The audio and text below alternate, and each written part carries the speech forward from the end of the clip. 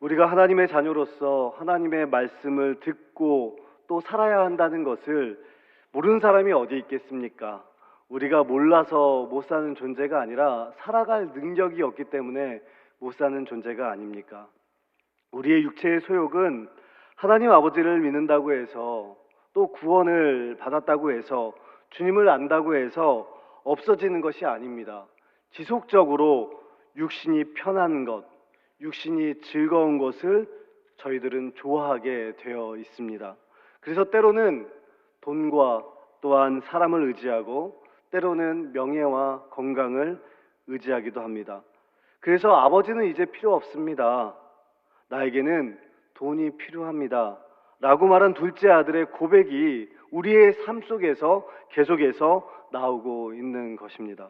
그렇다면 하나님의 백성들이 이 거친 광야 같은 세상에서 하나님의 백성답게 살아갈 수 있는 힘은 과연 무엇일까요? 오늘 성경은 바로 하나님 아버지의 사랑과 은혜라고 우리에게 말씀해 주고 있습니다.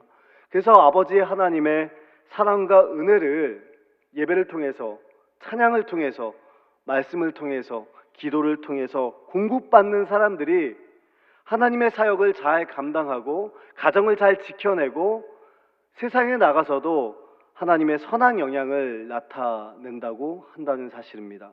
그런데 내 안에 하나님이 주신 사랑과 은혜가 공급되어지지 않는다고 한다면, 그 은혜가 메말라 버린다고 한다면 가정을 잘 지켜낼 수가 없습니다. 교회에서 사역을 잘 감당할 수도 없고 일터에서 세상에서 선한 영향력을 끼칠 수 없는 것입니다. 저도 목회자이지만 제가 예배와 말씀과 찬양과 기도로 제 안에 충만한 마음이 있어요. 하나님의 사랑과 은혜가 충만하게 임하져 있어요. 그러면 제 아내와 딸이 진짜 이뻐 보여요. 마치 아내는 결실한 포도나무 같고 성경에서 나오는, 딸은 감람나무 같아요. 그래서 이런 자녀와 아내를 주셔서 참 감사합니다라는 고백이 나옵니다. 그런데 제 안에 하나님의 사랑과 은혜가 없으면, 그 사랑이 공급되어지지 않으면 제 아내와 딸이 집에 가도 안 이뻐 보여요. 폭삭 소가수다에 나오는 금명이가 더 이뻐 보이고 주말 드라마 화려한 날들에 나온 지은호 양이 훨씬 더 예뻐 보입니다. 혹시 야구를 좋아하시는 분들이 계십니까? 야구 아나운서 하면, 해설자 하면 누가 제일 생각나십니까?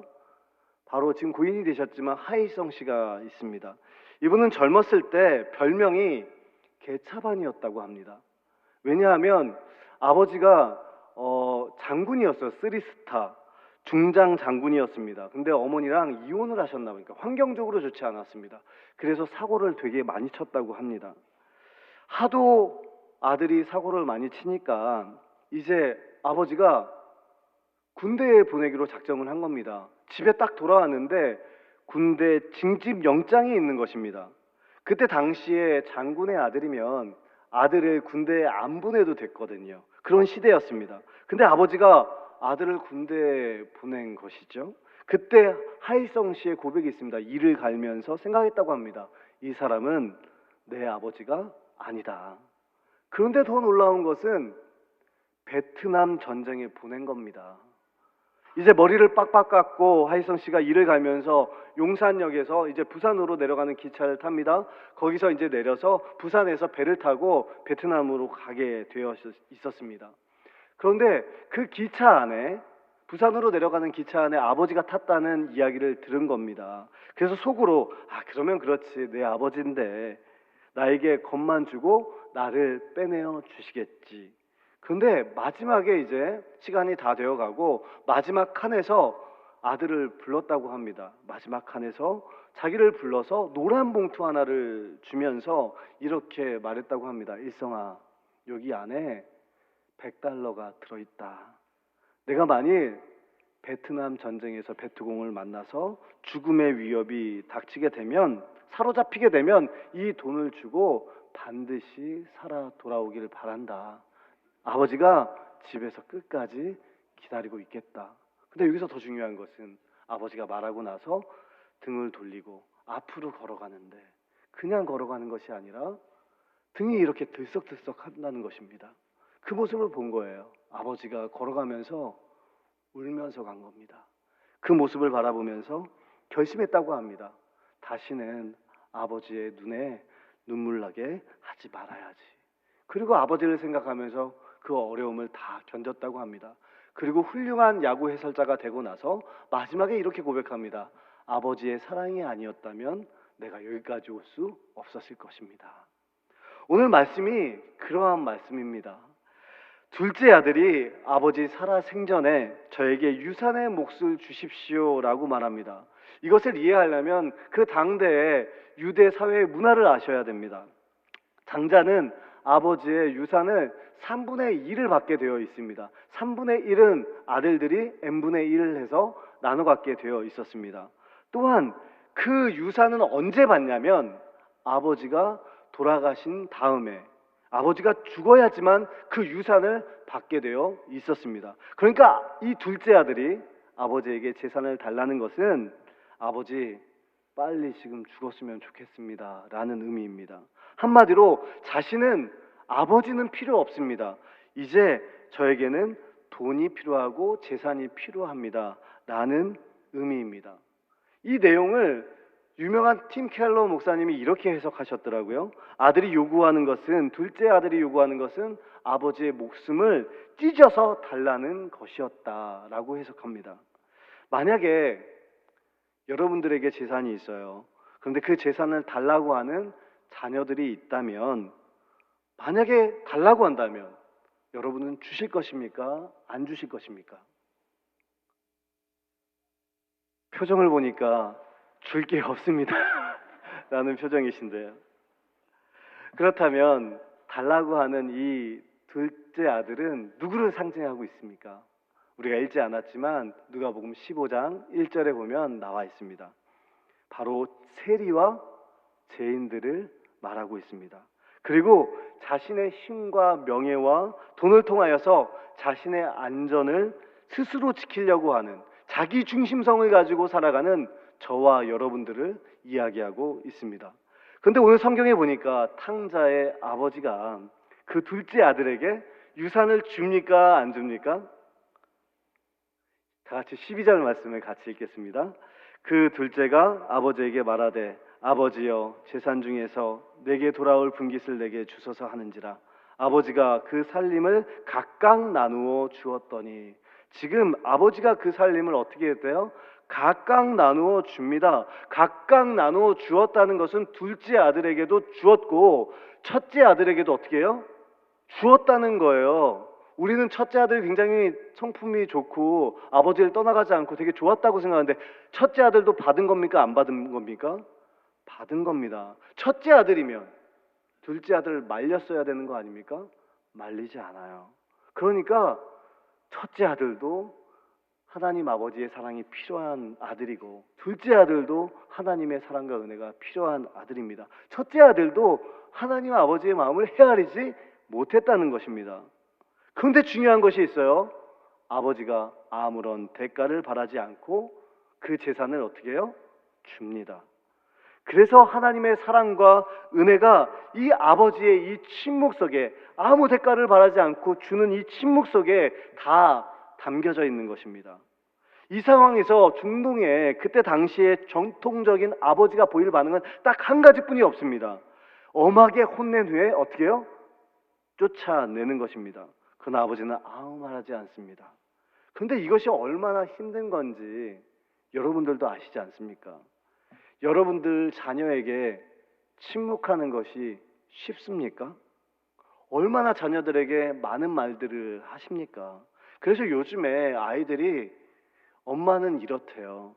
잔소리를 한대요. 그런데 은사래요, 은사. 하나님이 주신 은사가 잔소리인데 옳은 말을 기분 나쁘게 말하는 은사가 엄마에게 있대요. 정말 사랑하는 사람은 말을 많이 하지 않습니다.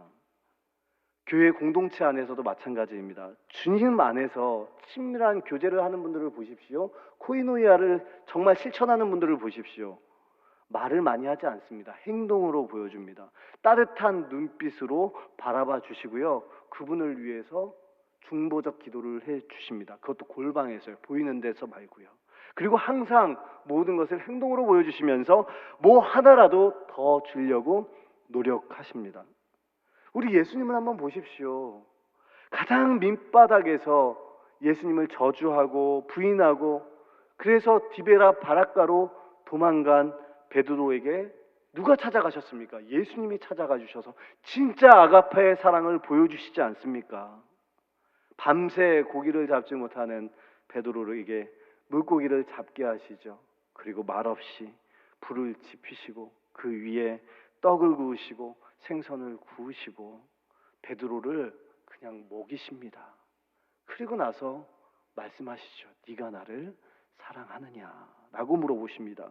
이것이 진짜 사랑이라는 거예요. 이 사랑을 통해서 베드로는 수치가 없어집니다. 부끄러움이 없어집니다. 다시 일어납니다. 다시 힘을 냅니다. 십자가에 거꾸려 달려서 죽을 때까지 하나님이 주신 사명, 복음을 전하는 사명을 감당해냅니다. 오늘 성경에 나오는 탕자를 한번 보십시오. 집 밖에 나가면 나는 자유다 라고 생각하면서 살아가지 않습니까? 그런데 집 밖에 나가면 무슨 고생입니까? 어떻게 해서든지 도와주려고 지금 말씀해 주셔서 감사합니다. 개고생이죠. 이것은 나가본 사람만이 알 수 있다는 것입니다. 신앙생활도 마찬가지입니다. 교회 안에서만 오랫동안 신앙생활을 한 분도 하나님의 사랑과 은혜를 알 수 있습니다. 그런데 집 밖에 나가서 방황해보고 힘들어해 본 사람이 다시 교회 안으로 들어왔을 때 아버지 하나님의 사랑과 은혜를 더 절실하게 알게 됩니다.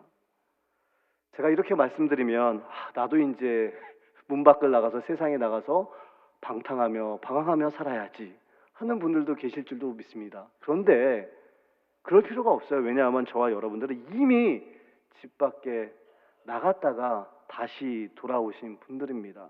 그리고 우리들은 교회 안에는 있지만 끊임없이 나갔다 들어왔다 반복하는 돌아온 영적인 탕자인 줄로 믿습니다. 둘째 아들은 주어진 것에 감사하며 살기보다 아버지를 떠났어요. 가장 큰 문제는 아버지를 떠난 것이 문제였습니다. 그리고 세상의 쾌락을 따라 자기의 뜻대로 자기의 생각대로 살기로 선택을 합니다. 집 밖에 나갑니다. 처음에 돈이 있으니까 방탕하게 살면서도 재미있게 삽니다. 재미있게 즐거움을 추구하면서 살아갈 때는 아버지가 생각날까요? 절대 생각나지 않습니다. 그러다가 자신의 재산을 잃습니다. 재산도 잃고 건강도 잃고 친구들도 다 떠나갑니다. 그 순간에 아버지가 생각날까요? 그 순간까지 아버지를 생각하지 못합니다. 돼지가 먹는 쥐염 열매를 먹으면서 버티다가 한계의 끝에서 그 절망의 끝에서 이제 아버지가 생각나는 거예요. 품꾼도 많으신데 나를 종으로도 생각해 주시겠지. 그리고 아버지의 집으로 돌아갑니다. 그리고 그 아버지를 꽉 붙잡습니다. 근데 놀라운 것이 있어요. 아버지가 이미 용서하고 이미 기다리고 있었다는 사실입니다. 많은 사람들은 그래요. 아들이 회개하고 용서하고 돌아왔기 때문에 용서를 받았다고 생각합니다. 아니요. 이미 아버지는 모든 것을 용서해 놓고 기다리신 겁니다. 그래서 오늘 본문 제목은 돌아온 탕자가 아니라 기다리시고 용서해 주시고 받아주시는 하나님 아버지의 사랑과 은혜입니다. 그런데 아들은 처음에 들어와서 아버지에게 뭐라고 말하고 있습니까? 다 같이 18절에서 19절 말씀을 함께 읽겠습니다. 내가 일어나 아버지께 가서 이르기를 아버지 내가 하늘과 아버지께 죄를 지었사오니 지금부터는 아버지의 아들이라 일컬음을 감당하지 못하겠나이다. 나를 품꾼의 하나로 보소서 하리라 하고 이 돌아온 아들에게는 두 가지의 특징이 있었습니다. 하나는 죄의식이 있었고요. 동시에 하나는 죄책감이 있었습니다. 이 두 가지를 동시에 가지고 있었어요. 죄의식은 하나님께서 주시는 의식입니다. 내가 죄인이라는 사실을 내가 아는 것입니다. 성령이 내 안에 있는 사람들은 죄의식을 다 갖고 있습니다. 그리고 나의 죄를 내가 스스로 해결할 능력이 없음을 깨닫게 됩니다. 그리고 오직 죄를 해결할 분은 예수님뿐이 없음을 고백하게 되죠. 그래서 예수님 잘못했습니다라고 회개하고 돌아가는 것입니다. 이것이 구원받는 백성들의 가지는 죄의식입니다. 오늘 본문 18절을 보십시오. 내가 하늘과 아버지께 죄를 지었사오니, 이것이 바로 죄의식입니다. 마치 세리의 기도처럼 이 두 번째 아들은 가슴을 치면서 나를 불쌍히 여겨달라고 기도하는 것입니다. 낮아져서 애통하는 마음으로 둘째 아들은 죄의식을 갖고 있었다는 것입니다. 그때 나를 안아주시고 맞이해 주실 아버지께서 기다리고 계신다는 사실입니다. 또 한 가지는 죄책감입니다. 죄책감은 사단이 주는 마음입니다. 19절에 기록되어져 있죠. 나는 아버지의 아들이 될 자격이 없습니다. 나를 무엇으로 부소서? 품꾼으로 부소서. 아버지는 사랑하는 아들로 둘째 아들을 기다리신 거예요. 종으로 망가졌다고, 재산을 가져갔다고 해서 품꾼으로 기다리신 것이 아닙니다. 원래 신분이 아들이었습니다. 죄책감은 이미 회개한 죄를 다시 기억나게 하는 거예요. 그런데 내가 스스로 죄를 해결할 수 있는 능력이 없는데 그 죄를 스스로 해결하려고 노력하는 것입니다. 이것이 죄책감입니다.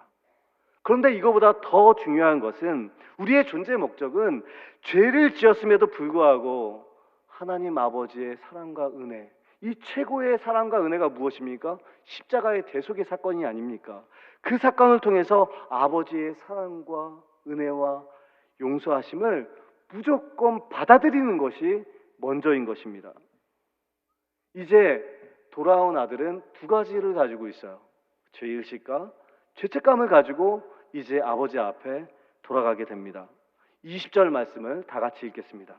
이에 일어나서 아버지께로 돌아가리나 아직도 거리가 먼데 아버지가 그를 보고 측은히 여겨 달려가 목을 안고 입을 맞추니, 저 같으면 만나가지고 그것 봐라 내 말을 안 듣고 가더니 라고 얘기할 것 같습니다. 그런데 아버지는 그 둘째 아들의 잘못을 기억하지 않습니다. 측은히 여기며 달려갑니다. 달려가서 어떻게 해요? 목을 안고 입을 맞춥니다. 먼 거리에 있었다니까요.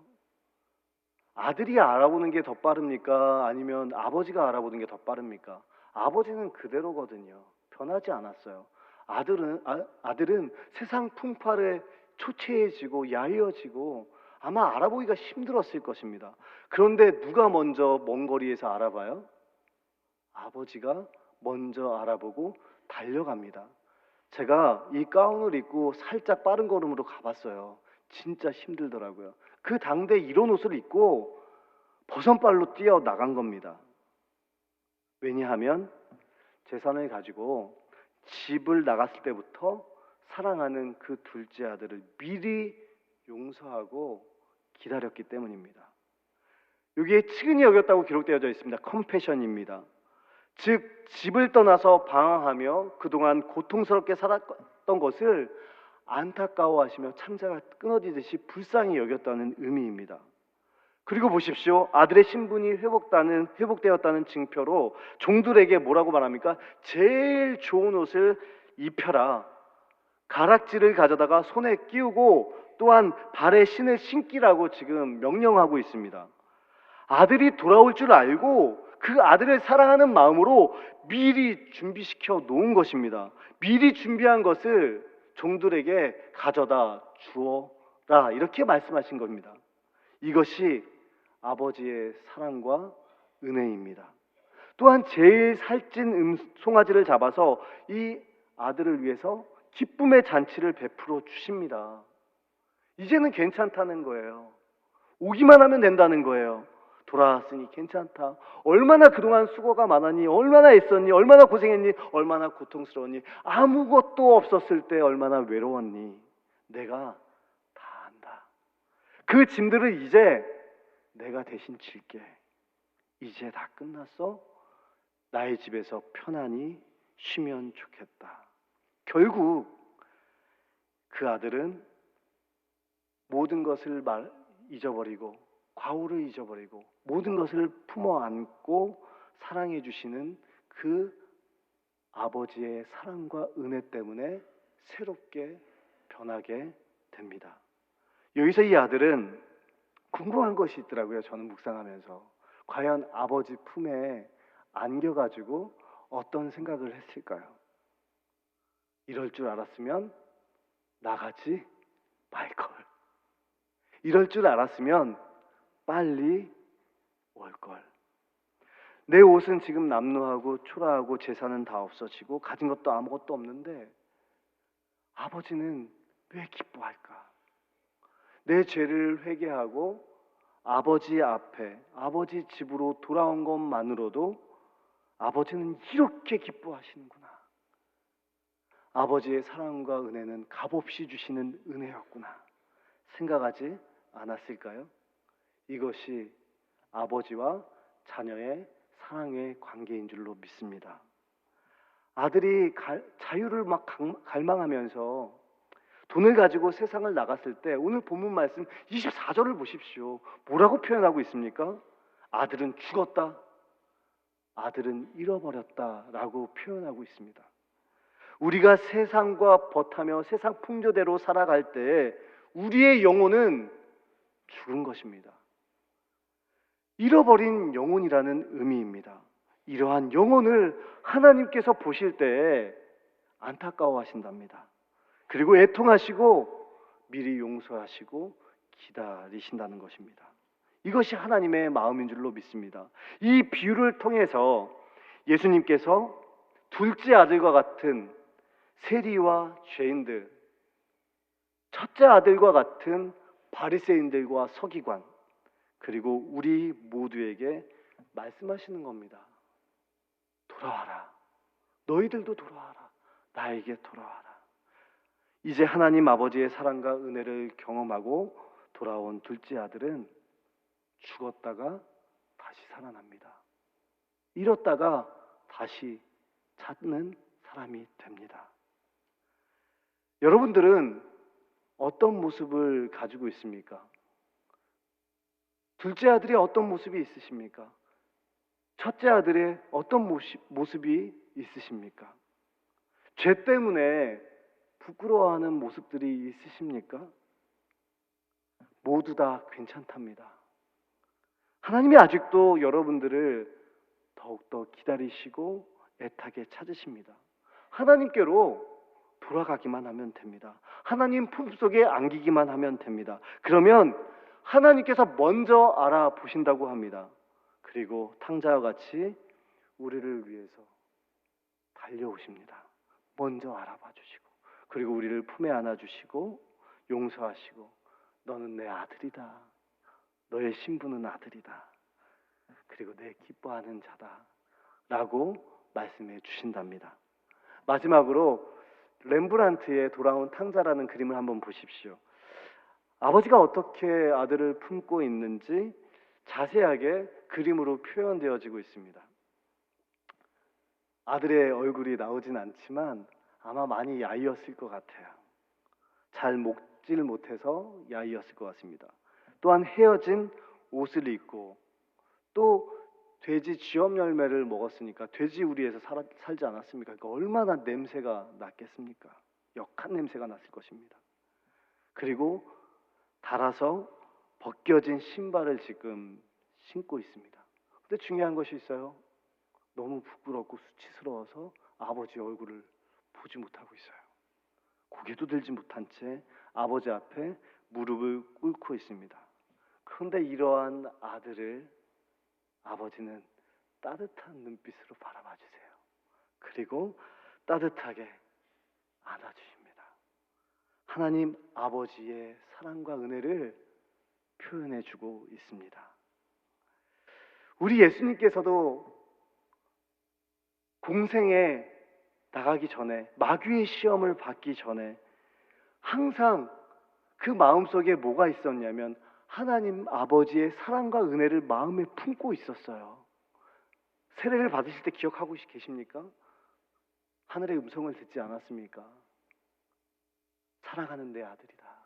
이는 내 사랑하는 아들이요 내 기뻐하는 자라. 그 하나님의 사랑과 은혜를 가지고 거친 세상에 나갑니다. 사단의 시험을 이깁니다. 주님이 주신 사명을 감당합니다. 죄인도 세리도 창기도 소외받고 어려운 사람들 다 품에 안아 주시지 않습니까? 그리고 그 십자가의 사명을 감당해내지 않습니까? 우리도 예수님처럼 하나님 아버지의 사랑과 은혜를 마음에 품고 거친 세상으로, 광야와 같은 세상으로 나가서 하나님 아버지의 신분으로 기뻐하며 진짜 아들로서 하나님 아버지를 돕는 그러한 거룩한 주님의 자녀들 될 수 있기를 간절히 소망합니다.